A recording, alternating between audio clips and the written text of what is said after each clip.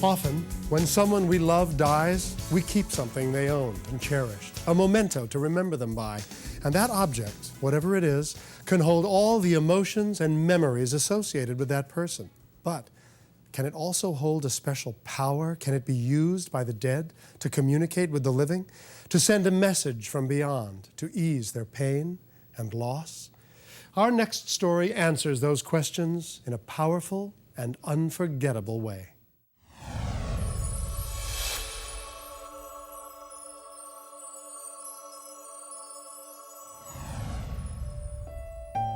Mark Bunkoczy was only 14 years old when he was diagnosed with liver cancer. With the love and support of his family, he valiantly fought the disease that was ravaging his young body. When we were told that it was moving to his lungs and then it was moving to the bone, it seemed totally out of our hands. And the news just kept getting worse. I couldn't believe how well he handled it. He just thought that he'll beat it. This is a 65. Mark's father, Bella, shared his son's passion for vintage Mustangs, and they decided to make a special project out of restoring a used one. It was a project that kept his mind off of his cancer because it was something tangible that he could work towards. So the two of them had been spending a lot of time together doing that, looking for the perfect car for him.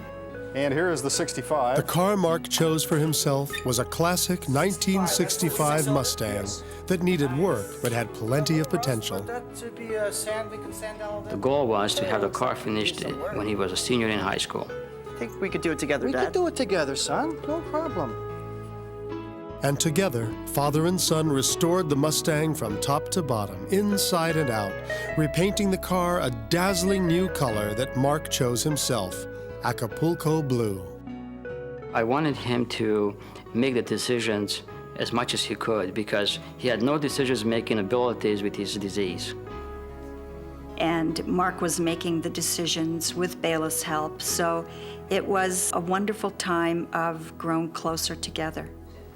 Yes, sir. And one area was that he wanted to have a good stereo because he loved music. And he saved the old radio, the AM radio that came with the car, and he wrapped it up, and he said, we'll save that in case we ever want to show the car. Yeah, it's in your trunk for safekeeping. That's very good. It should be safe. I could just see on him that he forgot about his troubles. And I did too. That was the greatest part of the whole project. Oh, that's the most beautiful thing you ever saw, Mom. When they finished it and we were going on a trip to get the car registered, that was the ta-da, this is the car, it's perfect. And they wouldn't even let me sit in the front seat. I had to sit in the back because the two of them had to sit up front. It was such a gratifying moment to see him so happy, knowing what's ahead of us. That was a great day. Go ahead, stay over there. Easy, easy, okay. And as soon as the car got finished, I let him drive in the parking lot to get the feel of the car. But by this time, he was pretty sick. The cancer has migrated to his bones, and it was very difficult to handle the clutch. I have this down. It was the beginning of the end. Mark's body was shutting down. He was dying. And he kept saying, please don't cry, because he said he could deal with dying, but he couldn't deal with the fact that he knew how much pain his dying would cause us. That was really tough when he said that. That was, just showed his sensitivity to people around him, that he didn't want to hurt others. What was happening, it was very hard. Mark had wanted to be a doctor ever since he was a little boy. When he realized that he probably would never become a doctor, he said that he wanted to become a healing angel, and he wanted to help kids who were in as much pain as he was in and who were afflicted with incurable diseases. With his parents by his side, Mark finally succumbed to his cancer on December 19, 1993. He was only 16 years old and never got the chance to drive his beloved Mustang on his own. After Mark died, the car was kept polished and washed, and we had it parked in the garage. And it brought us pain instead of joy, because it was a silent testament of all the pain that we had gone through. And yet, we couldn't bear to see somebody else driving it. But Mark's car had an amazing destiny to fulfill, one that would bring his parents a message from beyond. The conclusion, when It's a Miracle, continues.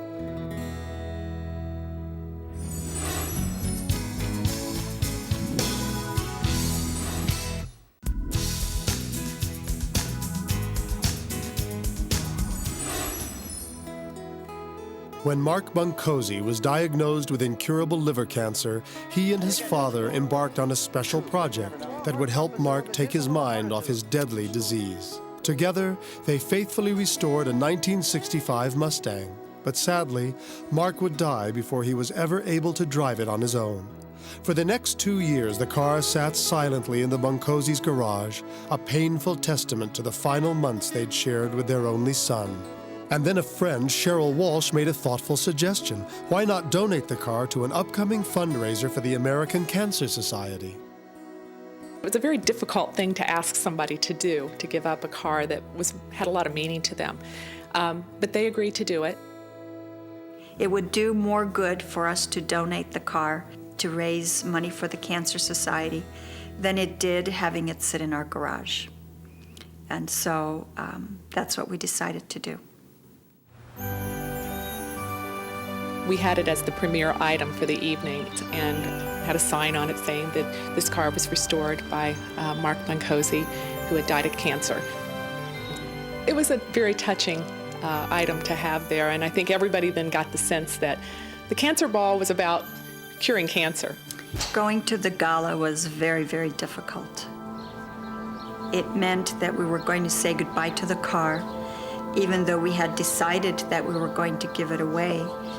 It was still so final, and it brought back memories of Mark dying. It was a tremendously emotional evening. Oh, thank you so much. The car went for $15,000, so we were really thrilled at the amount of money that the car was able to raise that evening, and it was purchased by the honorary chairman of the event that night, Bruce Hawley. Thank you. Thank you so much. But I think what was really wonderful was to see Eva and Bela go out and shake hands with the Hollies and really kind of share that moment. We felt like it was what Mark would want us to do, and he would be happy with what we did. It was probably a year and a half after we had donated the car that I got a call from our friend Cheryl. And she said, "You're not going to believe this, but I just purchased a raffle ticket for a '65 Mustang that was donated in memory of Irma Bombeck to benefit the Kidney Foundation." And she said, "I'm positive it's your car." We decided to look into it a little further, found out then that they had gotten the car from the University of Arizona, who had received the car from the Hollies, who had given it to them in order to raise more money for cancer. This time, Mark's Mustang raised over $20,000 for a grand total of more than $60,000 between the three fundraisers. Tracy called today. And then one day, Bela came home from work, and he was looking through the paper. I normally don't look at classifieds at all. And as I went down, and my eye just stopped, the '65 Mustang in perfect condition. I knew it was his car. I don't know how I knew, I just knew it was his car. Bela made arrangements to see the Mustang the next day. I could see the car on the driveway. And in That's Mark's car. perfect condition as it was when it left. Oh, Bella, that's Mark's car. I was overwhelmed with joy. You know, this car has a real interesting history. The man selling the car was initially unaware that Bela and Eva were the original owners. He began to tell the history of the vehicle and described how he had won it off a $25 raffle ticket at a fundraiser. I'm not much into cars. It's been sitting in my garage, and I'm ready to sell.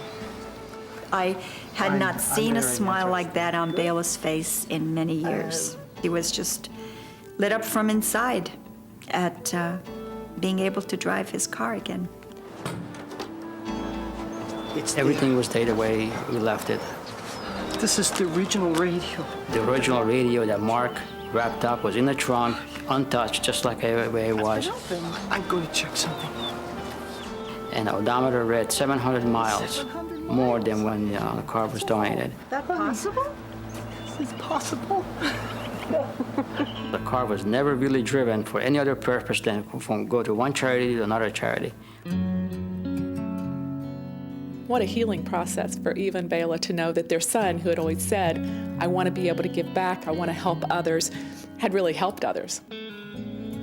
And then for it to show up through the newspaper in such a miraculous way, you can't help but believe that Mark really had a lot to do with this.